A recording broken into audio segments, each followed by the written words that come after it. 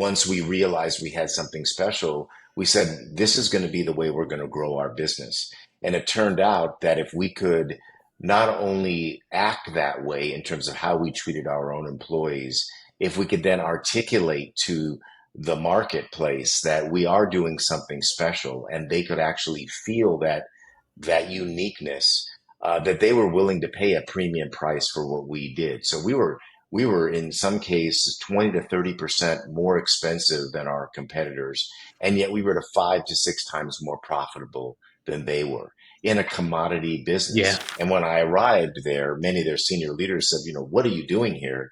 We've had 15 years of Wall Street growth. What do we need this culture thing for? And I used to have to go to these board meetings and prove that this stuff made sense and it wasn't just the right thing to do. It's not just the right thing to do. It's good for business. Call center companies, if you looked at it, talked to financial people at the time when I sold my business, would say, well, you're probably valued at 3 to 5 times EBITDA. And I ended up selling the business for 22 times EBITDA. Yeah. Well, how did that happen? That happened because we told a story. That happened because of our culture. It happened because we built something that was special.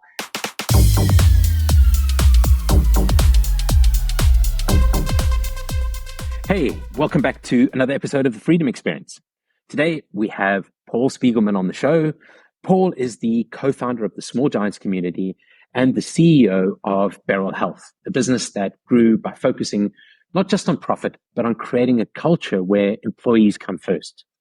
In this episode, Paul shares how recognizing the uniqueness of Beryl's culture became the secret to their success, allowing them to charge 20 to 30% more than their competitors and still be 5 to 6 times more profitable.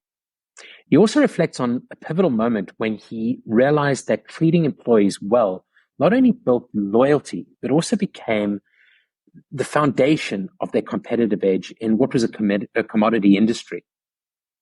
Paul dives into leadership lessons, including the humility of knowing when your business might need someone to take the helm to take it to the next level. And he discusses how even if you're not planning to sell, engaging with potential investors can provide invaluable insights by revealing the gaps in your business, things that you might not otherwise be aware of. Toward the end of this conversation, Paul reveals how storytelling and culture helped Beryl achieve a 22 times EBITDA valuation during its sale, far above the market average of around 6-7. But it wasn't all smooth sailing. Paul opens up about dealing with doubt, cold feet during the private equity negotiations, and the mental health challenges that followed his exit. So this episode is packed with invaluable insights on culture, on leadership, and balancing purpose with profit. Whether you're a leader trying to grow a meaningful business or someone seeking purpose beyond your exit, Paul's story will inspire and challenge you. So sit back, relax, and let's jump into my conversation with Paul Spiegelman. Paul, welcome to the show. Great to be with you, John. So I thought to start today with my curiosity around your sense of purpose. You grew a business, Beryl Health, over the years from around the 80s. I think it had its roots around 84, 85. And I was really curious about where the strong sense of purpose came into the picture for you. Well, I think we're always still searching for a purpose, right? You aged me by talking about when my business started. So it's been a long time and the search continues, right? I mean, do we even at a young age think about purpose and values and all of that? Or if we are thinking about it, we probably can't identify it as that, right? But my brothers and I did start a business in the mid 80s. I was 27 at the time. We started off in the medical alert business, like those commercials that some people in the US would see, I've fallen, I can't get up. That wasn't us, though. We never sold to the public. But we always wanted to do something together. We just didn't know what we would do or when we would do it. And that it evolved into what became Beryl Health, which was an outsourced call center business for hospitals all across the US. And what we did know is that we didn't want to build a business that would compete based on price. And when you think about call centers, they're really, low margin, price focused businesses, not known for culture or engagement. You think of the boiler room operation. We Yeah. knew we wanted to do something different. We wanted to build a place where people would enjoy what they did every day. We wanted to be able to charge a premium price for our services, but we didn't frame it as purpose. And I think it was really within the first couple of years when we maybe had 10 or 15 employees, and our employees would tell us that this was a great place to work. And we said, well, what makes it great? And they said, well, you seem to genuinely care about us. And we have events, we do things. It's kind of like a family. And we started to ask where they used to work. And then we heard these stories and how people were treated at these companies and realized that maybe we were doing something different. And the fact is, my brothers and I never really worked at other companies. So we didn't have frames of reference. We Yeah. weren't trying to do something different. It just seemed to be who we were. So though I became very passionate about employee engagement and culture, I think it came from our parents. I think my dad always used to say, always be kind, never burn a bridge, and treat people with respect. And so I think our folks raised us with just good values that we extended to how we treated our employees. And then when they told us that we were doing something unique, we latched on to that and said, okay, there's something special here. And that ultimately became our calling card.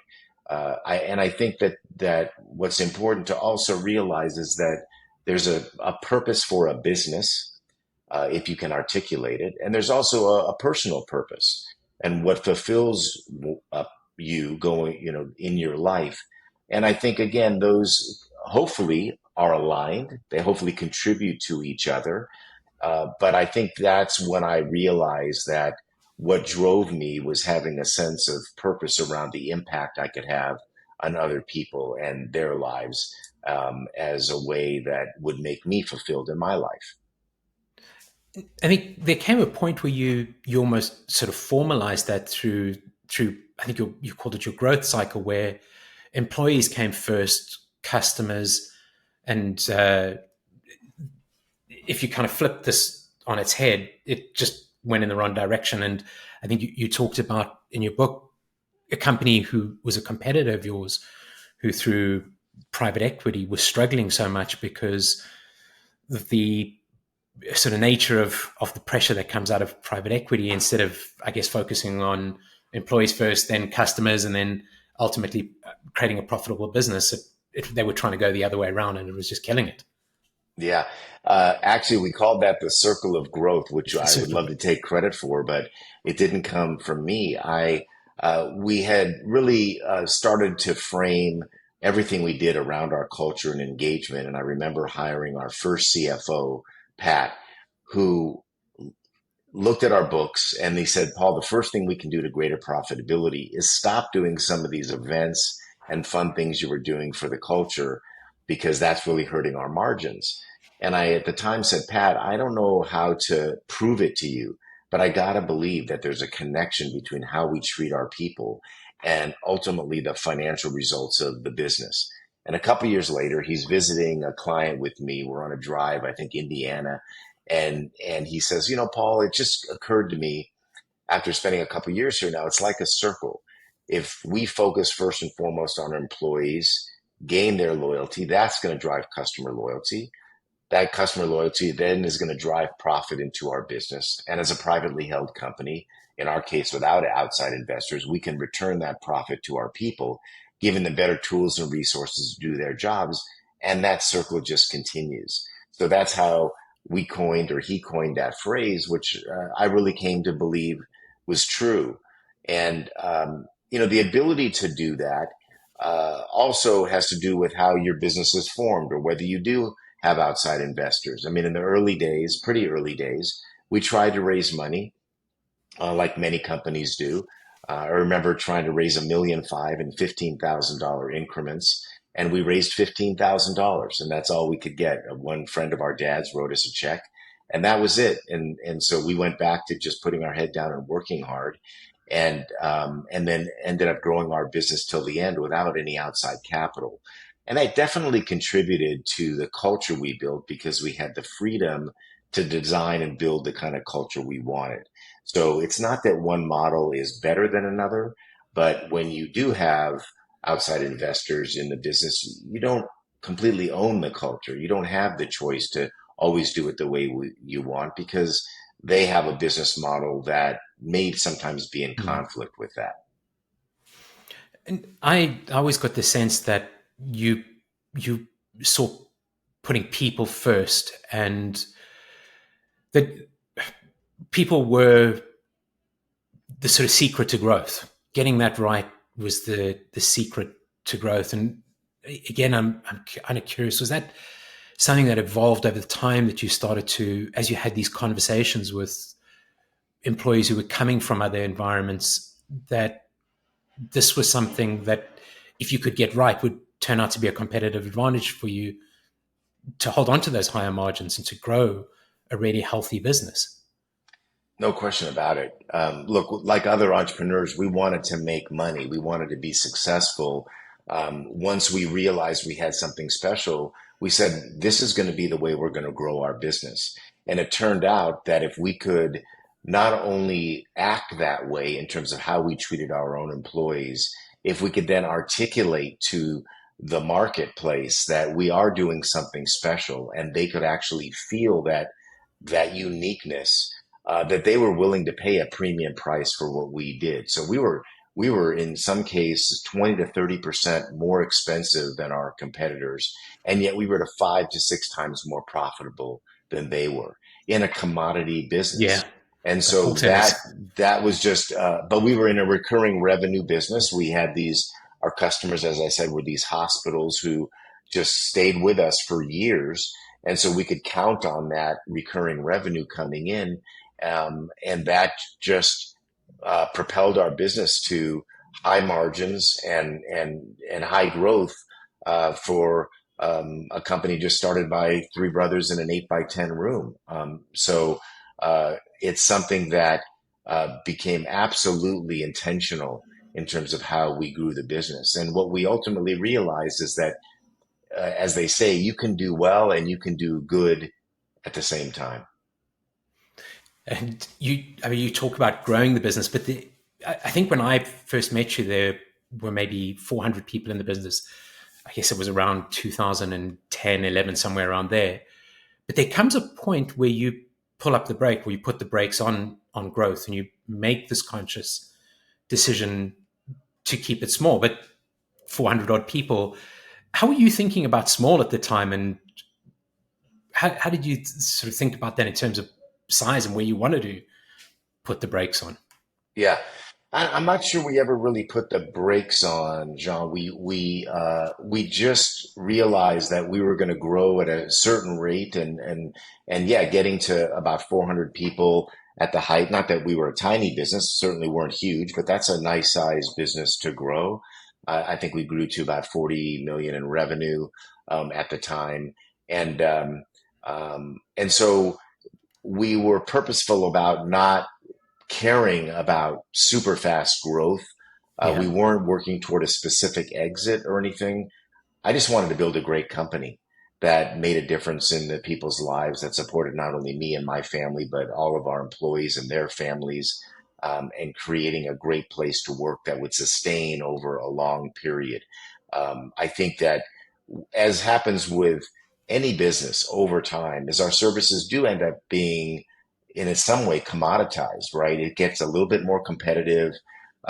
People, your customers start realizing that, hey, I might be able to get this a little cheaper. We have to now start competing a little bit more based on cost.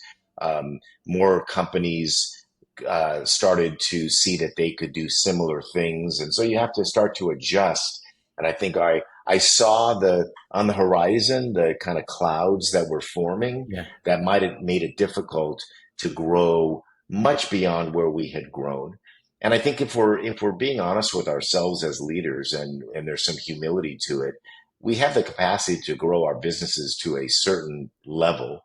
And then it may be time for someone with even a different level of experience or a different goal for the business to kind of take over and grow from there. So having been in it, you know, I ultimately sold the business in 2012, but that was almost 30 years in the business. So it was really nice run. But I did feel like, okay, this is probably somebody else's to take to the next level. You took a while to think, to sort of think through that process. I think the first time I remember reading about the sort of offers coming in is when you're around 270 odd people, 25 million in revenue, and you start to have the M&A folks knocking on the door, but you're very careful about how you approach things and not closing the door, listening. And tell us a little bit about what was going through your mind as in the early days of when private equity came knocking. Yeah. Well, so many lessons in that whole period. The first of which is, I think it's okay to actually talk to people that are interested in your business, whether it's investing or buying your business, even if you have no interest in doing that. One, because it's a great learning opportunity. You understand how outsiders look at your business. And I always tried to run my business as if I did have investors. And so when those people came in and wanted to kick the tires and maybe put a value on it or make an offer, not that I answered every call, but I engaged some of them because I therefore established gaps in my business because I noticed that they might say something about our technology or our sales infrastructure or something. And I would go, I hadn't really noticed that. I'd pay more attention to that.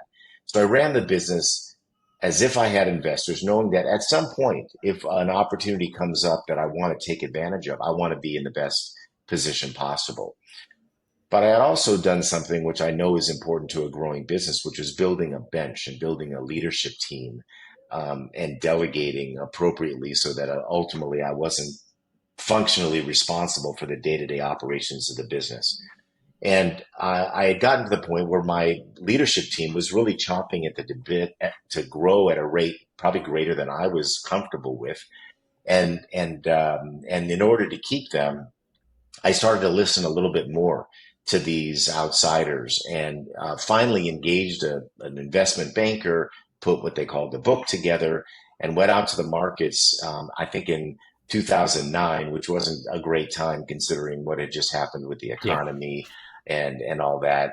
But I knew we had a good story. I knew we'd get interest. And sure enough, we got 20 offers from private equity firms primarily and for more money than I ever would have been able to spend, so I ended up signing a letter of intent to sell my company to a private equity firm in January of 2010, and then due diligence started, and during the due diligence period, I started to feel nervous and started to get cold feet, and remember, I've never been through anything like this before. But through the questions that they were asking, it all became very short-term focused. And I started to feel that maybe this really unique, special culture we created could be hurt down the road based on how this private equity firm or most private equity firms operate, which is to say that generally speaking, in some period of time, they're going to flip it to Yeah. something else. And that's how they pay back their investors. And I get that. But I ultimately felt that the legacy I would have and to fulfill my own purpose was to be able to look back and said, we built something really special here and that survived beyond me. And I felt that that was going to be at risk. And so with about 2 weeks to go, I walked away from that deal. And I was generally a hero for a moment with our employees because they knew what we were going through. I was transparent with them about the opportunity to grow at a greater rate in healthcare. But they loved the idea that I seemed to have made a decision to protect them. The one exception to that was that our leadership team, who all had a stake in the outcome financially with some some phantom equity shares, said, well, wait a minute, what about us? Right. And so I said, okay, don't worry about it. I'm going to sweeten the pot here. And although we don't know what's going to happen going forward or if we'll ever sell the company, if we do, you'll be rewarded for that. And so let's put a new plan together. I think at the time it was a 2014 plan, 3 or 4 year plan, and let's get back to work. Yeah. And I put my own money back in the company. I took on a line of credit for the first time after having no debt. I brought our profitability down by 50% at that time because I knew I wasn't answering to anybody else. I was going to reinvest in the business and this new journey to wherever that was going to take us. So again, you aren't clear on where exactly you're going. But you've kind of been through this process with private equity, which was very useful in a way in that it identified gaps in technology and sales and marketing. I think I remember you telling me about the call with, was it Pam, the CEO, they were going to put in, and her saying, Paul, I don't know how we're going to hit these numbers, which ultimately, if it's going well, no problem. But when you're not hitting the numbers, then they start running the business for you. So you identify all these gaps that you're talking about, and you set to work on fixing a lot of them, I imagine, by reinvesting in the business. What were you thinking at the time? Was it just, I'm going to double down and make this better, or how were you thinking about it? That's all I did. I really believed in what we were doing and the opportunity to grow. And I was listening to our leadership team who felt very confident. But for example, we didn't really have a sales team. We had me and one salesperson that had been with us for 26 years who was wonderful. But every effort, as many companies know, to add to the sales team is really hard. And we Yeah. tried a bunch of times, didn't really work. But to anyone that was coming in to potentially invest or buy the business, that doesn't give them a lot of confidence that you're going to be able to scale that and truly grow the business at a greater rate going forward. And I wanted to see what our potential was. So I went out and brought in a real high powered sales leader who had run sales for a public company and allowed him to come in and build a team and build that infrastructure and to really see how that would go. And so I felt like, look, I had grown the business well over these years. I had, by that time, I was really on my own leading it because my older brother had left the business back in the year 2000. Our younger brother, unfortunately, had passed away from a brain tumor in 2005. It was just me and my Beryl team. I felt very confident in them and the ability to grow. I had uh, listened to mentors financially who said, as we started to make money after many years in business, like take some money off the table, start to build wealth personally. So I always felt like, what are my risks? If the place burns down, I'm going to be okay. Yeah. Let's just go for it. So we were just continuing on the journey with maybe just a little bit more risk at that time. But you consciously surrounded yourself with mentors and advisors to kind of help you think about how to navigate growth properly. As you say, taking some money off the table, long-term wealth creation instead of just sort of short-term thinking and simply just reinvesting in the business. But you had surrounded yourself with this great team. Well, like many people that are in our world, I had no experience. I wasn't a business person. I don't consider myself an entrepreneur even. That was my one gig was Beryl Health. Yeah. But I realized after a number of years working with my two brothers that we had like three chiefs in the kitchen and we were like a mom and pop business. And the only way for me to learn, I didn't, have an MBA or anything like that, was to just surround myself with really smart people, primarily mentors first, who were kind enough to give me their time and took an interest in what I was doing.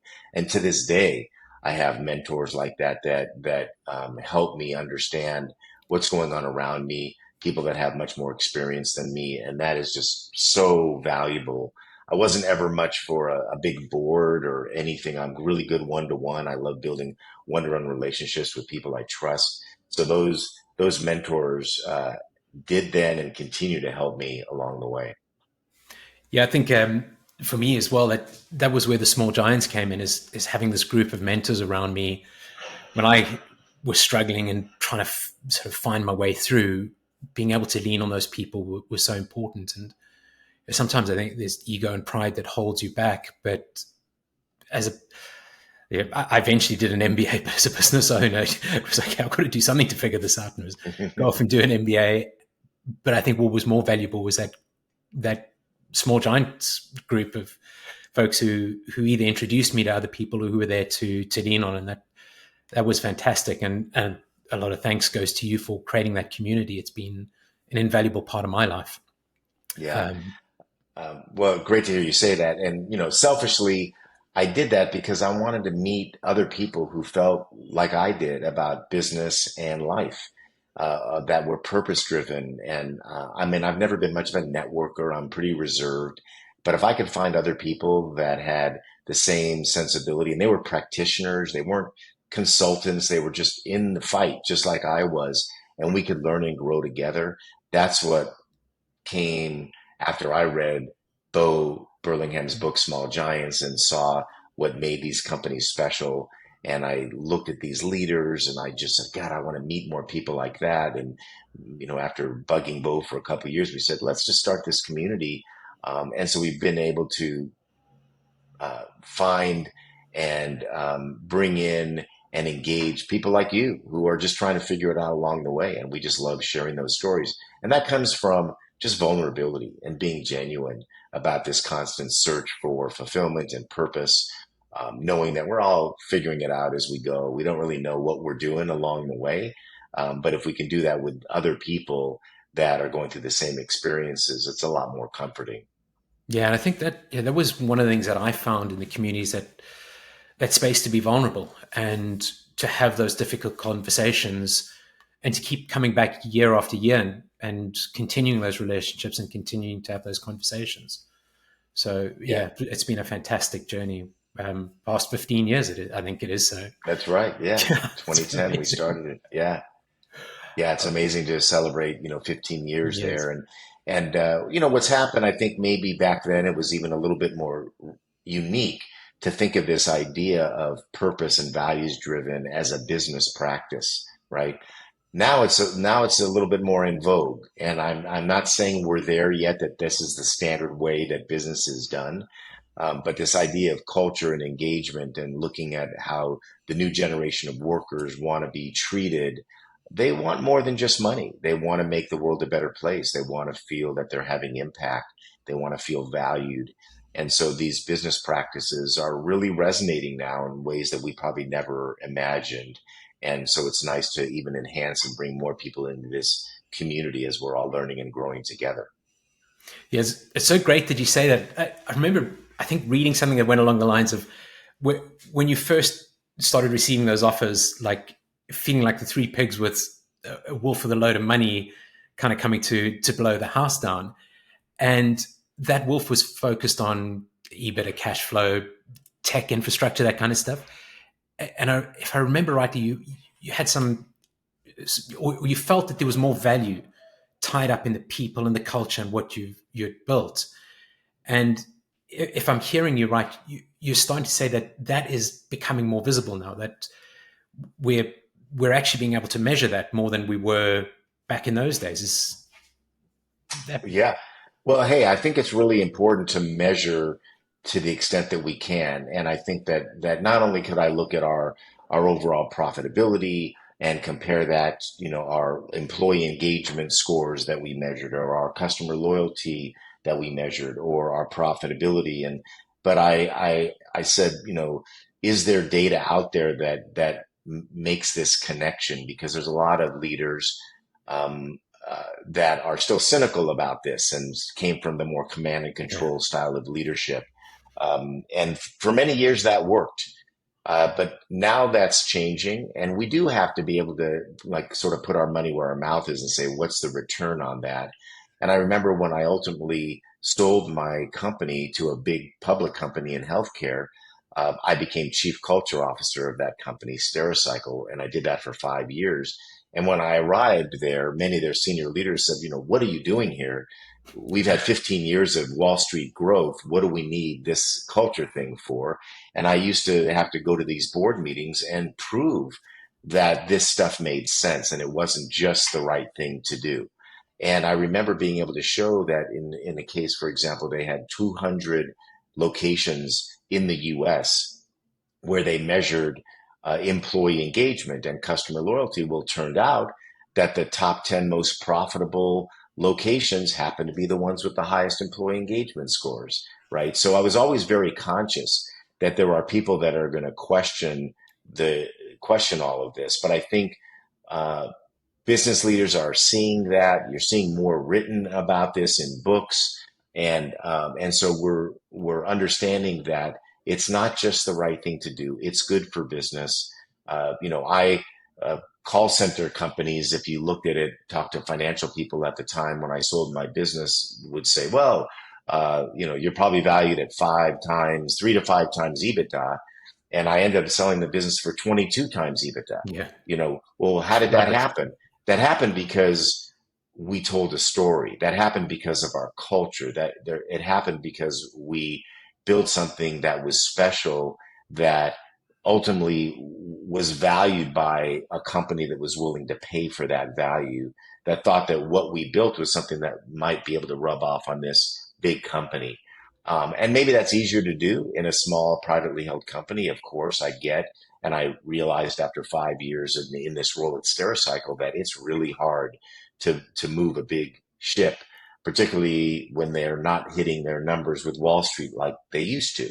So I'm not naive about the fact that there's many things at bay, but I think nowadays this is becoming a more accepted way to do business because you can see the financial results of concentrating first and foremost on the people in your business.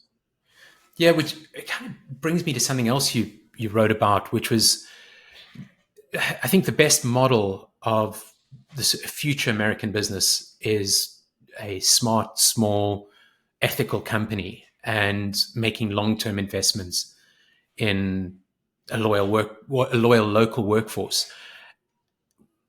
How's that thinking evolved with the change in the way that we work, and that deep commitment or sort of connection with the community in the way we all work virtually now?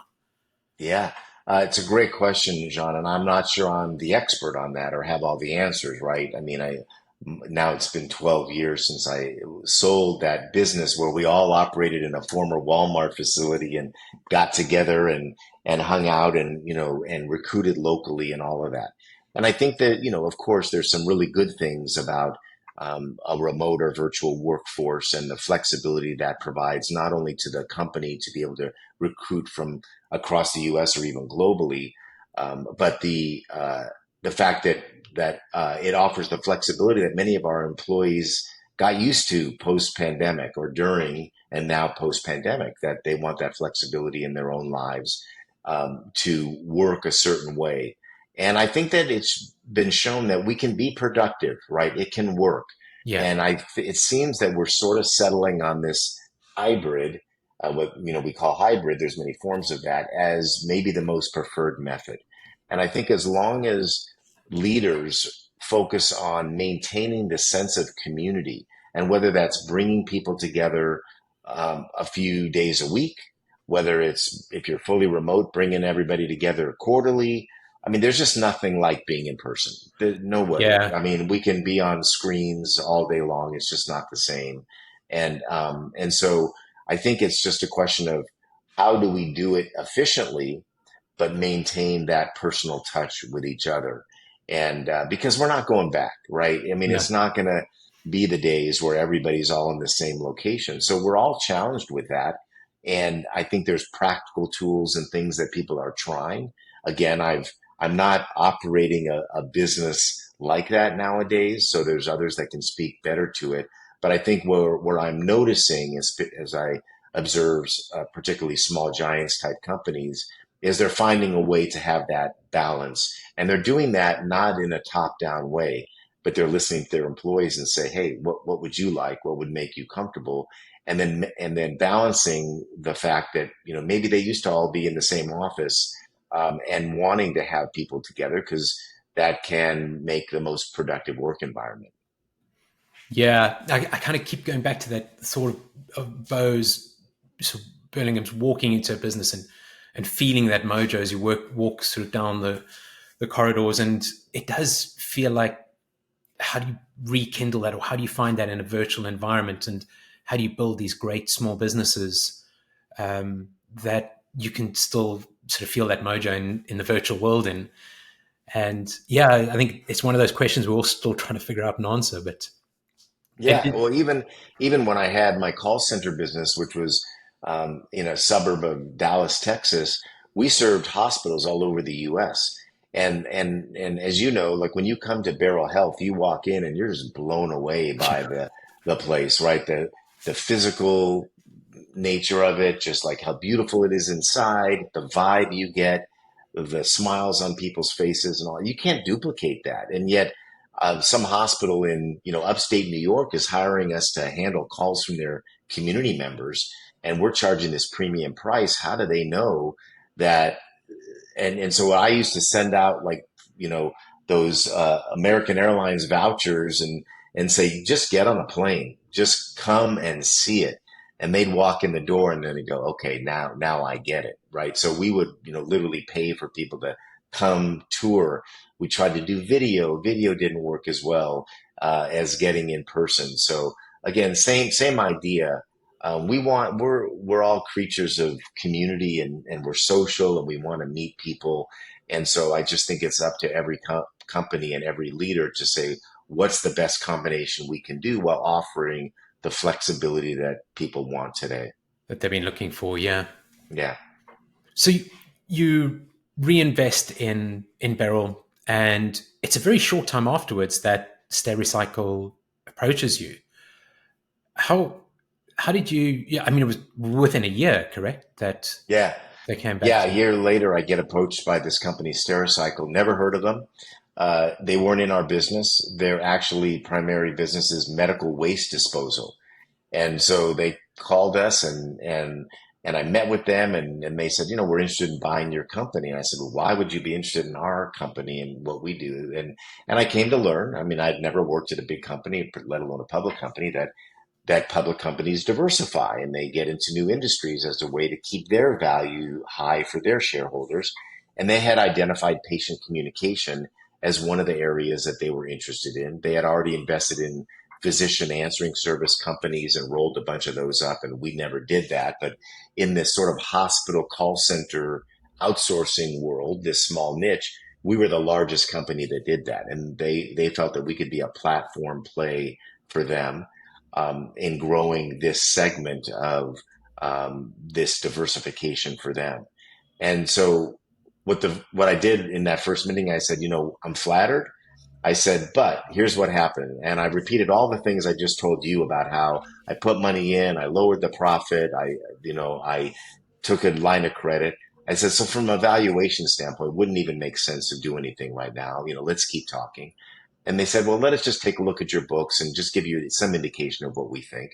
I said, sure. They took a look at the books. And their first offer was well in excess of what the private equity firms were offering me. So this idea that, profitability and EBITDA had gone way down didn't really matter to them at the time because they saw the potential of this and they sort of kept at me. And at least that kept my attention. And so we kept talking, and it really took me a year. And ultimately, what made me decide to sell the company to them was a conversation I had with their CEO when I met Charlie, who at the time wasn't CEO, but had just been nominated to be CEO. And he called, I went to Chicago, met him, and he said, Paul, I've heard so much about your company. He goes, I know we're talking to you about a deal. I don't know if we're going to get a deal done, but I've heard about this culture you built. And he said, I'll be honest, we've been a Wall Street darling for years, done very well financially. We are very customer focused, but we've never looked at our employees as a key constituent in the business. And as the new incoming CEO, I want that to be my stamp on the company. I'd love to come learn from you. Can I come down to Beryl Health and kick the tires and Love it. see what you guys do? And I said, of course, I'd be honored. So he comes down, spends a couple days. And I said, man, this guy gets it. And not only might our company culture survive as part of this large company, but maybe what we've done in this small company could impact this big company. And that's when I decided to sell the company to Stericycle. And some might say, well, there's a risk there too. You're going to get swallowed up in this big company. But I had great trust in Charlie and his leadership team, and it turned out to be the best decision I ever made because it did survive. And I remember when he said to me a couple months later, said, Paul, so now what do you want to do? And like many entrepreneurs, like, well, I don't want to work for the man. I've been doing this for, so many years. I'm ready to do something different. I said, but guess what, Charlie? I'd like to be the chief culture officer of Stericycle. I said, I've never worked at a big company. I, in my heart, believe that the same principles around culture should work in any industry and in any size company. If you'll give me the opportunity, I'd love to do this at Stericycle. I said, and I don't want to be paid because you're going to give me the opportunity to do this experiment in a way that I've never done before. And you've treated me very well in terms of buying my company. And so he said, let's start Monday. And Oh, so I hadn't that's what I realized did. that. Yeah. So I did that for 5 years. Wow. And like I said, learned a lot of challenges. It's hard. But I still believe that employees at all levels all want the same thing. They want to feel that they're connected to the purpose of the company. They want to feel valued for the work that they're doing, and they want to feel like there's an opportunity to learn and grow. And so it was a great joy to do that in a big company setting for a change. So that move was actually by choice rather than through sort of an earnout or had to be part of the new company. It was something you chose to do as an experiment. Yeah. Oh, yeah. Well, one of my mentors said to me years ago, Paul, if you ever sell, you sell for cash. You don't take stock in their company. You don't do an earnout and everything. And I remember when Charlie first brought our deal to his board, they said no. They thought it was too big of a price to pay. And he said he's never had a deal where they said no. And they do like 30 to 40 acquisitions a year. And so he said, but I'm not giving up. I'm going back to them in a month. And he called me 2 days before going back to them to try to re-engage. And he said, Paul, hey, before I go back, I just want to have it in my back pocket. Would you be open to doing an earnout? And I said, I don't know what gave me the confidence at that moment to say, Charlie, I'm really not. I'm going to stick to my guns here. It's not something I'm interested in doing because that voice in my head said, don't do it. I also had heard that public companies didn't focus on earnouts as much at that point. So I said no, and then he got it approved, and we were able to get the deal done. After that, they actually started doing earnouts for some companies, and I was able to sit on the other side of that. But yeah, I didn't have that, and I knew it wasn't my show anymore. I knew it would have been very difficult to, as people that have those financial arrangements, and again, there's nothing wrong with them. They're Yeah. quite typical, but I knew that I wouldn't have control over my own destiny there. And so I wasn't really interested in sort of a two bites of the apple arrangement that Yeah. many people do. So I was very fortunate to have it work out that way. But yeah, I to have this new kind of landscape, this blank canvas to allow me to try to do this work on a bigger stage and tell that story was definitely worth it for me. And you do that for 5 years and then leave Stericycle. And what happens next? You've now sold the business, you've left Stericycle. Where are you there sort of personally at that stage? Yeah, well, I had started Small Giants Community in 2010, and so I sort of yearned for the small company world again, and so I just got more active in Small Giants. A couple years prior, we had brought on Hemsa Daher to be the executive director of Small Giants, and we had this new focus on what we call next generation Yeah. leaders and training them through our leadership academy. And I just was very engaged in that. So really, from a professional standpoint, most of my time was spent really supporting HEMSA and the growth of the community, which was really ultimately where my passion and my love was. But I will tell you that as many entrepreneurs experience, um, keeping that sense of purpose after you have an exit of that size, and maybe money is not an issue any longer, is always a challenge. And I had, again, good advice that before I ever sold my company, I had been thinking about what I would do next. I didn't go into that with nothing planned. I had Small Giants. I had another organization called the Beryl Institute I had started. I had been writing books and doing speaking engagements. So I had kind of a lot going on. But even after that, things start to wane a little bit. And when you've run an organization, and Beryl was really my baby, that was my one thing all those years. There were times that I did dip and felt like I was a little bit lost. I didn't have that sense of purpose along the way, and especially after I think I left Stericycle. Because you've described Beryl as your family, the people, the staff, I guess, as family. Kind of, Yeah. you go home to family, but you go to work, and family were those folks at work. And I remember reading that in the stories in your book. But you opened up about dealing with depression at Small Giants, and I mean, for me, I kind of look at you as somebody who's very successful, gone through a big exit, and running this fantastic Small Giants community. But it's still something that grabs hold no matter who we are. How did you deal with that, and what happened there? Lots of therapy, little medication, you know. Um, hey, I had, I fully believe in therapy and all of that. And I think, over the last maybe 10 or 15 years, and it wasn't really just then. I mean, even before that, I had a couple bouts of, depression, earlier, not early in my life. I mean, earlier in my professional career, but always been able to sort of manage through that. And I remember that this sort of 30-year relationship I have had with a therapist, he would always come back to the same thing. And while I might be thinking about it being more situational or relationship focused or something going on in my life, he always brought it back to purpose.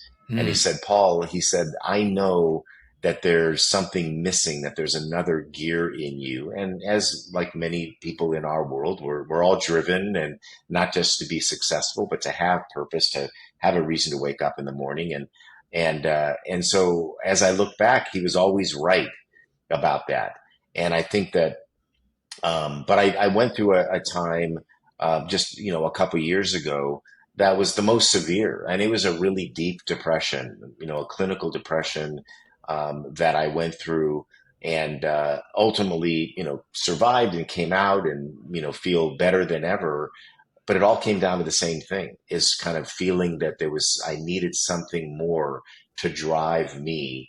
And even it, resulted in the end of my marriage, and I've got children, and, is dealing with the fallout from that, has all been challenging, but it's all in, a purpose of a greater good, not only for me, but my family and everyone yeah. around me. And so I think it's safe to say that no matter what kind of success we have, it's not easy. It's also maybe not easy for some to be able to talk about it, but I feel there's no shame in it, right? No. And I remember at the Small Giants Community Summit just this last May, I shared a lot of detail about my journey with the attendees there, uh, only because I felt safe and it was okay to do. And I've received so much love and support from people. And the reality is, many people, if they're honest with themselves and others, are not, maybe have gone through to the extent that I've been through it, but we all have been through things ourselves, or we know people that are. And when we talk about it, it's comforting, and we get the tools to be better about it, and we can help each other and have an even more of an impact.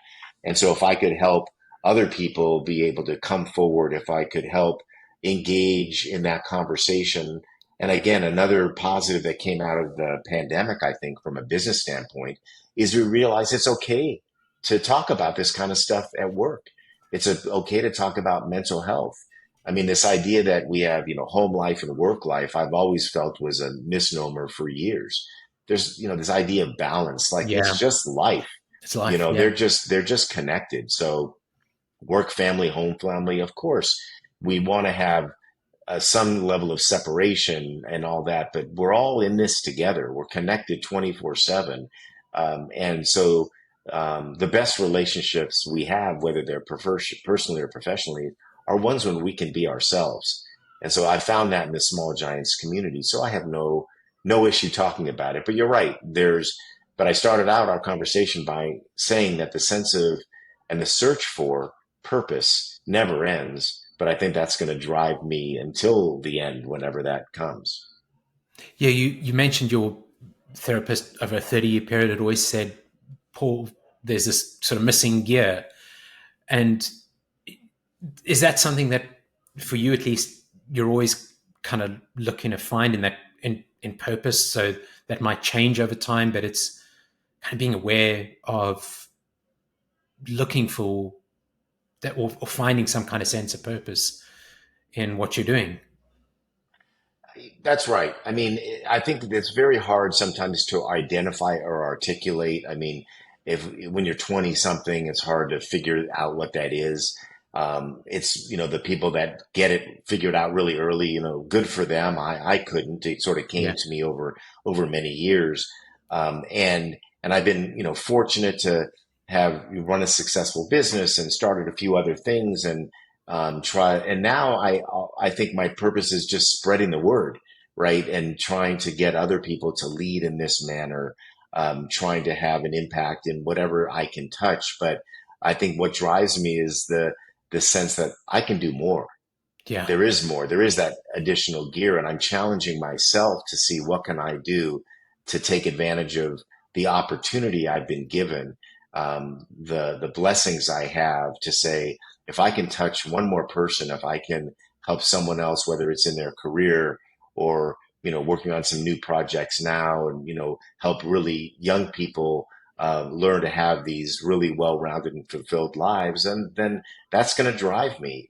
I just came from Los Angeles visiting my 97-year-old dad, who still, I asked him, I said, Dad, what brings you joy now? Right? He's 97 years old, and every day he reads for 4 or 5 hours and listens to opera all day long. And I call him and every day, and he'll tell me, yeah, I just got finished working out. But I was visiting with him in person. It was just like, hey, it's you and your brother. Like, it's the family that's around me. Yeah, It's just listening to beautiful music and reading and learning more about the world and and um, and eating good food and working out. And I'm going, man, you simple are my things. hero. Yeah. Like, and if I could feel that sense of joy and purpose at that age, um, that's why I live today. And so, when you have a great example like that, I want to live up and make him proud of me as well.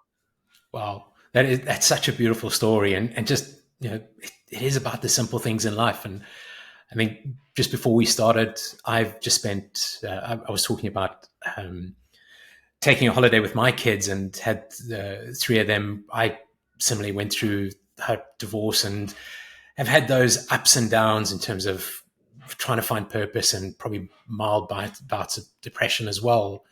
But it's just spending the time with family and being connected to them. And as I was saying to you earlier, my daughter came to me this past week and said, "Hey, here's a photo of Small Giants, and your daughter, your son, and my three children sitting around the table in San Francisco, I think at our second Small Giants event." And it got me kind of thinking about this conversation we're having today, and what's the advice you would be giving our two eldest, Jordan and Courtney, are coming out of university now. And there's so much going on in the world and so much change, and kind of reflecting on our conversation and purpose. What's some of the advice you'd be sharing with young people like them and the young leaders that you mentor all the time? It's a great question, John. I spent a lot of time with my daughter Jordan, from that picture, and who's now 22 and Yeah. graduated from college and just started her first job. And I give her lots of advice, but she doesn't listen to it. So you might experience a little of the same thing. But I'm going to keep at it. And the things that I talk about with her are a couple things, because I see the stress that she's having in just this first job, and the desire to please her boss, and the imposter syndrome she has, and just trying to figure life out. And the fact that her first job has nothing to do with what she's just spent 4 years training for and learning in college, and all of that, and her watching her friends who are already in six-figure jobs, and all of that, and her feeling intimidated by all of that, and all that to say, you're going to be okay. You're going to be okay. Realize that most people change multiple times.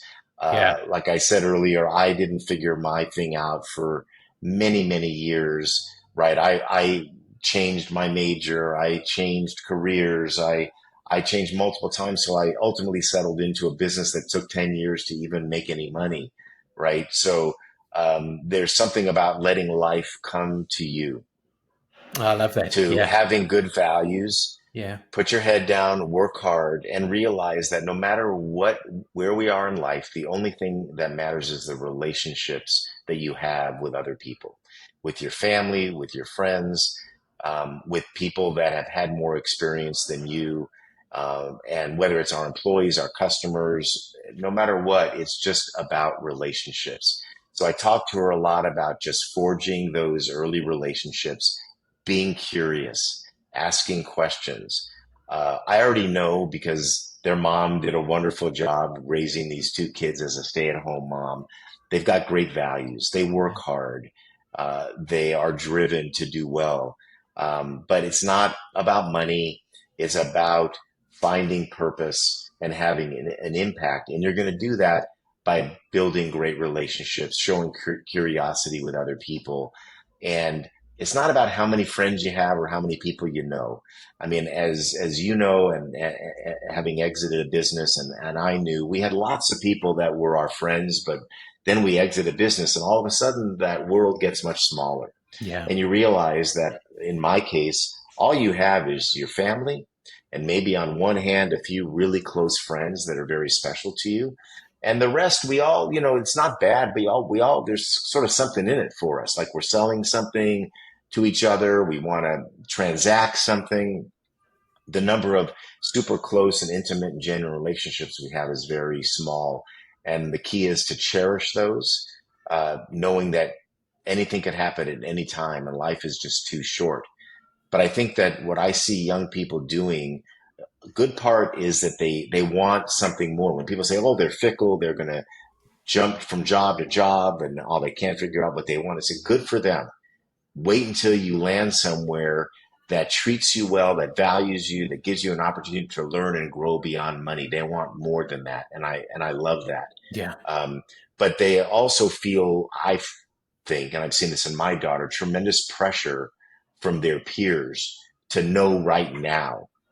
And they say, oh, they're going to be in the top accounting firm and they're making all this money. And I said, look, I guarantee you in 3 years, I'm not going to be doing the same thing. And you can't compare yourself to others. You're smart. You make a great impression. You know how to work hard, and those things are going to pay off over time. But there's a little bit of a lack of patience, and that's the thing that I can't seem to convince her of, to slow down and realize it's all going to be okay. So I think that I think if I could give any advice, it's to uh, find those early mentors, build Yeah. those relationships, ask for advice.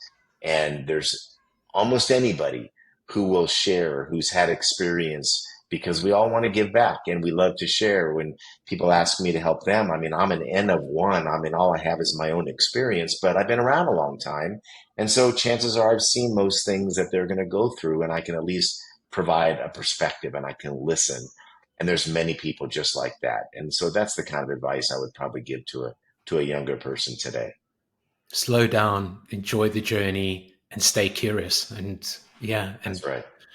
find the place where you fit. And I think that almost goes full circle back to what you created with Beryl, was for a lot of people, when I think back to those words you said earlier, they'd come out of environments where they weren't happy, and you managed to create that in Beryl. I know it's difficult giving advice to our children, but I find you sort of give a little bit back off, and it comes back sort of That's right. eventually. Hey, Yeah. Dad. Yeah. In the moment, you get no Yeah. satisfaction, but they heard you. They heard you. Yeah. Fantastic, Paul. I really appreciate you coming on today. I've How do people get hold of you? What's the best way? Is it through Small Giants, LinkedIn?